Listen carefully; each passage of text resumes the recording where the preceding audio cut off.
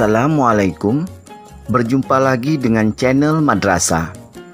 Kali ini channel Madrasah akan menyajikan film pendek dengan judul Zakat Fitrah. Ceritanya masih dalam suasana Ramadan. Dan suatu pagi, Pak Bahar beserta anaknya Yusuf bersiap-siap berangkat ke rumah nenek dengan menggunakan alat transportasi kereta api untuk merayakan Lebaran di sana.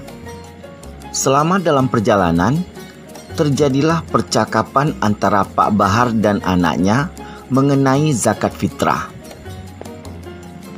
Namun sebelum lanjut, mari bersama klik subscribe, like, dan lonceng notifikasi.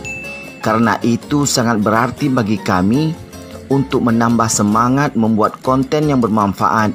Amin ya rabbal alamin. The next morning. Nak, bergegaslah. Tiket kereta api kita pukul 9 pagi ini berangkat. Baik, Ayah. A few moments later. Ayah, sepekan lagi Ramadan usai. Dan kita akan menyambut hari Idul Fitri. Rencana Ayah bayar fitrahnya di mana? Insya Allah di kampung, Nak.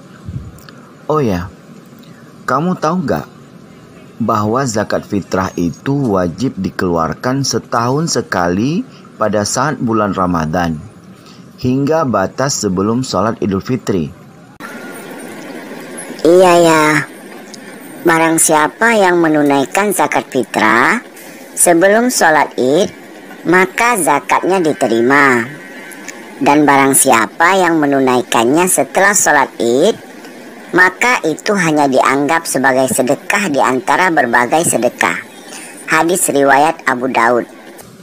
Alhamdulillah, kamu benar, Nak. Kalau syarat-syarat wajib zakat fitrah, kamu tahu tidak? Syarat-syarat wajib zakat fitrah yaitu pertama beragama Islam, kedua mempunyai harta yang berlebih atau mampu ya. 3,000 years later. Yang Yusuf nggak ingat ya, dalam bentuk apa zakat fitrah itu diberikan? Zakat fitrah dikeluarkan dalam bentuk beras atau makanan pokok seberat 2,5 kg per jiwa. Besaran keduanya harus sesuai dengan kuantitas beras atau makanan pokok yang kita konsumsi sehari-hari. Selain dari makanan pokok tadi, kamu dapat menggantinya dalam bentuk uang yang setara dengan besaran beras atau makanan pokok yang harus dikeluarkan tersebut. Kemana kita serahkan zakat fitrah itu ya? Yang paling biasa dilakukan adalah mendatangi masjid. Kamu juga bisa menggunakan badan amil zakat yang dapat mengatur pembagian zakat. Apa gunanya kita membayar zakat fitrah itu ya? Zakat fitrah dapat menyucikan harta dan sebagai penyempurna puasa.